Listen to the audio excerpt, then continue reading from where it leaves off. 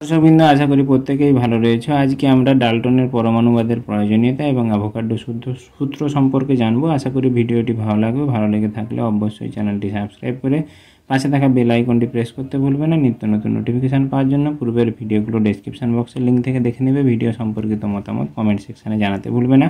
তাহলে শুরু করা যাক আজকের মূল ভিডিও, ডাল্টনের পরমাণুবাদের প্রয়োজনীয়তা। ডাল্টনের পরমাণুবাদ প্রথম কথা প্রয়োজন হয়েছিল কেন না, ডাল্টনের পরমাণুবাদের সাহায্যে পদার্থের গঠন সম্পর্কে আমরা ধারণা করতে পারি, পদার্থের গঠন সম্পর্কে আমরা ধারণা পেতে পারি। আবার পদার্থের যে রাসায়নিক বিক্রিয়ায় যে পরমাণুগুলো দ্বারা যুক্ত হয়ে বিভিন্নভাবে নতুন নতুন পদার্থ তৈরি হচ্ছে, সেই নতুন নতুন পদার্থ কিভাবে তৈরি হচ্ছে তা পরমাণুবাদ থেকে জানতে পারি। আর কি না, বিভিন্ন যৌগের সংকেত আমরা জানতে পারি, কোন কোন মৌল পরস্পর যুক্ত হয়ে ওই সব যৌগ তৈরি করছে, যৌগের সংকেত জানতে পারি।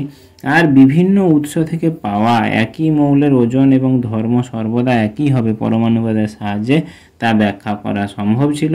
এবং পরমাণুবাদের পরবর্তী সময়ে এই পরমাণুবাদের উপর নির্ভর করেই অ্যাভোগাড্রো তার প্রকল্প নির্ণয় করেছিলেন। তাহলে এখান থেকেই অ্যাভোগাড্রোর প্রকল্প ধারণা পাওয়া যায় বা অ্যাভোগাড্রো তার প্রকল্প তৈরি করতে সুবিধা লাভ করেছিলেন। এবং ডাল্টনের পরমাণুবাদ ও অ্যাভোগাড্রোর প্রকল্পের উপর নির্ভর করে রাসায়নিক বিক্রিয়াগুলোকে ব্যাখ্যা করতে আমরা পেরেছিলাম। রাসায়নিক বিক্রিয়া কিভাবে সংগঠিত হচ্ছে, কতগুলো অণু পরমাণু যুক্ত হচ্ছে, রাসায়নিক বিক্রিয়ার বা সংক্ষেপে আমরা ব্যাখ্যা করতে পারি রাসায়নিক বিক্রিয়া কিভাবে তারা যুক্ত হচ্ছে, কিভাবে অণু পরমাণু যুক্ত হচ্ছে। অ্যাভোগাড্রোর সূত্র, অ্যাভোগাড্রো কি বলেছেন না, অ্যাভোগাড্রো বলেছেন যে স্বাধীন সত্তা বিশিষ্ট পদার্থের ক্ষুদ্রতম স্বাধীন সত্তা যদি থাকে, সত্তা বিশিষ্ট পদার্থের ক্ষুদ্রতম কণাকে বলা হবে কি না, ওই বিশেষ পদার্থের অণু বলা হবে। ক্ষুদ্রতম পদার্থকে অণু বলা হবে এবং অণু হচ্ছে বিভাজ্য, অণুকে ভাঙা যাবে। এই অণুকে ভাঙা যাবে, তিনি কিন্তু পদার্থের ক্ষুদ্রতম স্বাধীন সত্তা বিশিষ্ট ক্ষুদ্রতম কণাকে তিনি বলেন অণু। এটাই হচ্ছে অ্যাভোগাড্রোর সূত্র। এবং সমস্ত যেরকম মৌলিক পদার্থের ক্ষেত্রে আমরা যদি বলি মৌলিক পদার্থ কি না, যেমন হাইড্রোজেন গ্যাস, হাইড্রোজেনের ক্ষেত্রে হাইড্রোজেন হচ্ছে H2, এখানে H2 হচ্ছে একটা অণু এবং সেখানে কিন্তু দুটো হাইড্রোজেন পরমাণু পরস্পর যুক্ত হয়ে একটা স্বাধীন সত্তা বিশিষ্ট হাইড্রোজেনের একই ধর্ম, বর্ণ এবং একই বৈশিষ্ট্যযুক্ত হাইড্রোজেন অণুর মধ্যে বৈশিষ্ট্য পাওয়া যাবে। এবং হাইড্রোজেন গ্যাসের ক্ষুদ্রতম যে কণা তাকে বলা হবে অণু, যেখানে দুটো পরমাণু পরপর যুক্ত হয়ে তৈরি করেছে হাইড্রোজেন পরমাণু। তাহলে আমরা ডাল্টনের পরমাণুবাদ এবং অ্যাভোগাড্রোর সূত্র সম্পর্কে জানলাম। এরপরে আমরা জানবো অ্যাভোগাড্রোর প্রকল্প সম্পর্কে। অ্যাভোগাড্রোর প্রকল্প কি না, অ্যাভোগাড্রোর প্রকল্পে অ্যাভোগাড্রো বলে গেছেন, অ্যাভোগাড্রো কি বলে গেছেন না, সম আয়তন একই উষ্ণতা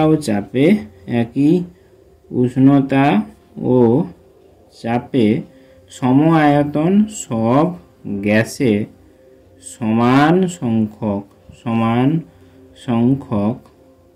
অণু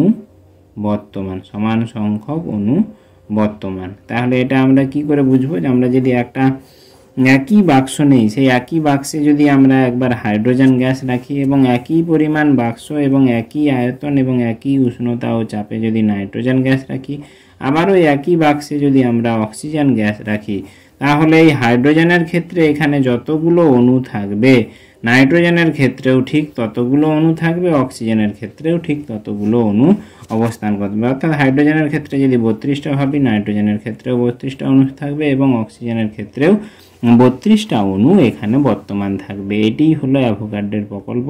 যিনি বলে গেছেন একই উষ্ণতা ও চাপে সম আয়তন সব গ্যাসে সমান সংখ্যক অণু বর্তমানে অবস্থান করে বা বর্তমান।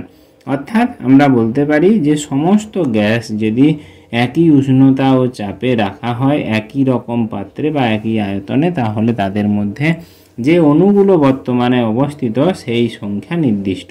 সেটা যদি অ্যাভোগাড্রো তিনি বলে গেছেন যে এই হচ্ছে অ্যাভোগাড্রোর প্রকল্প। তাহলে আশা করি ভিডিওটি ভালো লেগেছে। ভালো লেগে থাকলে অবশ্যই চ্যানেলটি সাবস্ক্রাইব করে পাশে থাকা বেল আইকনটি প্রেস করতে ভুলবে না, বন্ধুদেরকে শেয়ার করে জানিয়ে দিতে ভুলবে না। ধন্যবাদ।